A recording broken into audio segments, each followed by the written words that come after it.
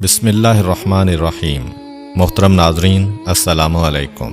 ایک یہودی کو رسول خدا صلی اللہ علیہ وآلہ وسلم سے چند دینار قرض واپس لینا تھا۔ ایک دن آپ راستے میں جا رہے تھے کہ وہ یہودی آپ کے پاس آیا اور اس نے کہا، جب تک آپ میرا قرض ادا نہیں کریں گے اس وقت تک میں آپ کو یہاں سے نہیں جانے دوں گا۔ نبی اکرم صلی اللہ علیہ وآلہ وسلم نے فرمایا، اس وقت ادائیگی کے لیے میرے پاس کچھ بھی نہیں ہے۔ یہودی نے کہا، جب تک آپ میرا قرض واپس نہیں دیں گے میں بھی آپ کو یہاں سے جانے نہیں دوں گا۔ آپ نے فرمایا، اگر یہ بات ہے تو میں تیرے ساتھ یہیں بیٹھ جاتا ہوں۔ یہ کہہ کر آپ اس کے ساتھ بیٹھ گئے۔ جیسے جیسے وقت گزرتا گیا آپ کے صحابہ وہاں جمع ہوتے گئے۔ جب انہوں نے یہودی کی یہ جسارت دیکھی تو انہوں نے اس کو سزا دینے کا ارادہ کیا۔ آپ نے انہیں ہر طرح کی تادیبی کارروائی سے روک دیا اور فرمایا کہ تم دور چلے جاؤ۔ حکم رسول کے تحت صحابہ دور چلے گئے۔ سورج لمحہ بلمحہ گرم ہو رہا تھا اور اس کی تپش سے آپ کو اذیت پہنچ رہی تھی، یہاں تک کہ آپ کے چہرہ اطہر سے پسینہ بہنے لگا۔ اس کے باوجود آپ نے کسی طرح کے غصہ کا اظہار نہ کیا اور کوئی سخت جملہ نہ کہا۔ آپ سارا دن وہیں بیٹھے رہے اور ظہر، عصر اور مغرب و عشاء کی نمازیں وہیں پڑھیں۔ پھر رات چھا گئی۔ آپ نے رات بھی وہیں بسر کی اور فجر کی نماز بھی وہیں پڑھی۔ صحابہ یہودی کو ڈرانے دھمکانے لگے۔ آپ نے فرمایا، تم اس سے یہ کیسا سلوک کر رہے ہو؟ صحابہ نے کہا، یا رسول اللہ، اس کی یہ جرت کہ آپ کو یرغمال بنا کر اپنے پاس بٹھا لے۔ آن حضرت صلی اللہ علیہ وآلہ وسلم نے فرمایا، اللہ نے مجھے اس لیے نہیں بھیجا کہ میں کسی ہم پیمان یا کسی اور پر ظلم کروں۔ جب دن چڑھا تو یہودی نے کلمہ اسلام پڑھتے ہوئے کہا، اشہد ان لا الہ الا اللہ و اشہد ان محمدًا عبدہ و رسولہ۔ میں اپنی دولت کا ایک حصہ راہ خدا میں دیتا ہوں۔ میں نے آپ کو اس لیے نہیں روکا تھا کہ میں آپ کی توہین کروں۔ اس ذریعے سے میں آپ کے پیمانہ صبر کو آزمانا چاہتا تھا، کیونکہ تورات میں نے آپ کی یہ صفت پڑھی ہے، محمد بن عبداللہ مکہ میں پیدا ہوگا اور طیبہ کی طرف ہجرت کرے گا۔ وہ تندخو اور سخت مزاج اور بیہودہ گوئی کرنے والا نہ ہوگا اور کوئی جھوٹی بات زبان سے نہیں کہے گا۔ اس طرح سے میں نے آپ کو یہاں رکھ کر اس بات کی تصدیق کی ہے کہ تورات نے بالکل سچ کہا تھا۔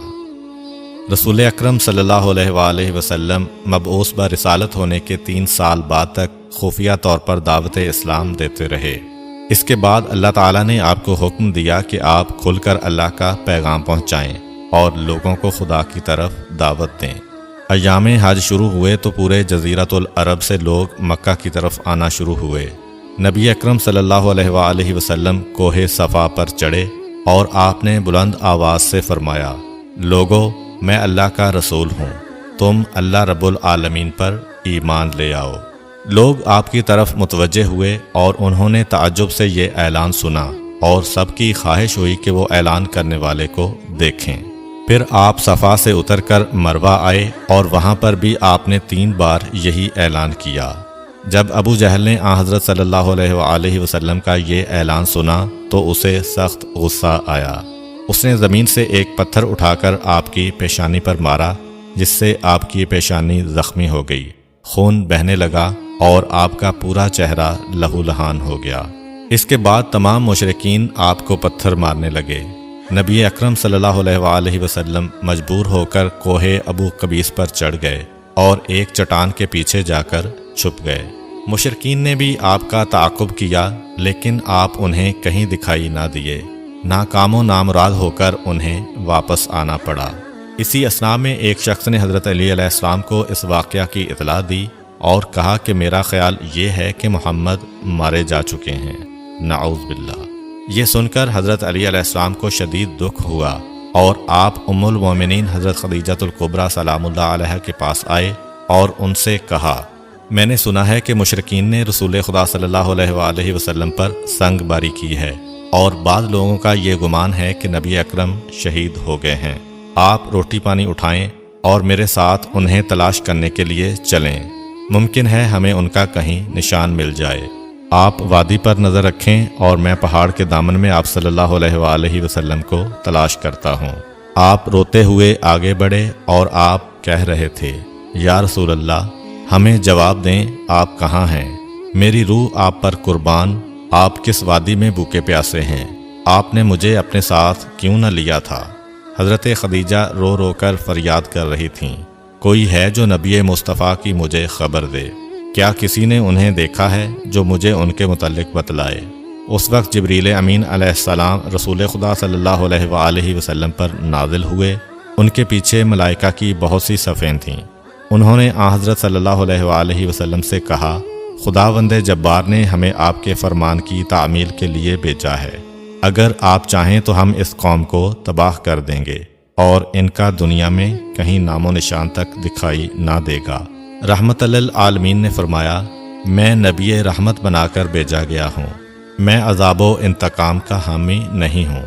پروردگار میری قوم کو معاف کر دے، وہ مجھے جانتے نہیں ہیں۔ جبریل امین علیہ السلام نے حضرت صلی اللہ علیہ وآلہ وسلم سے کہا، خدیجہ سلام اللہ علیہا آپ کو تلاش کر رہی ہیں۔ خدیجہ کے رونے نے آسمان کے فرشتوں کو رلا دیا ہے۔ آپ انہیں جواب دیں، خدا کی طرف سے اور ہماری طرف سے انہیں سلام پہنچائیں اور انہیں جنت کی بشارت دیں۔ نبی اکرم صلی اللہ علیہ وآلہ وسلم نے خدیجہ و علی کو صدا دی اور انہیں اپنے پاس بلایا۔ دونوں شخصیات آپ کی خدمت میں حاضر ہوئیں۔ انہوں نے آپ کی پیشانی پر پٹی باندھی اور گھر لے آئے۔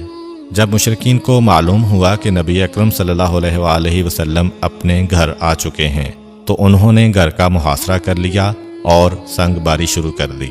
حضرت علی علیہ السلام اور حضرت خدیجہ سلام اللہ علیہا آپ کا دفاع کرنے لگے۔ جب سنگ باری میں معمولی سا وقفہ ہوا تو حضرت خدیجہ گھر سے نکلیں اور انہوں نے چیخ کر کہا، فرزندان قریش، کیا تم سے حیا رخصت ہو گئی ہے؟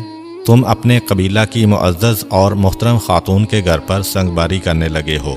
اگر تمہیں خدا کا خوف نہیں ہے تو دوسرے لوگوں کو اپنے اوپر ہنسنے کا موقع نہ دو اور اپنے لیے ہمیشہ کی ذلت و بدنامی تو نہ خریدو۔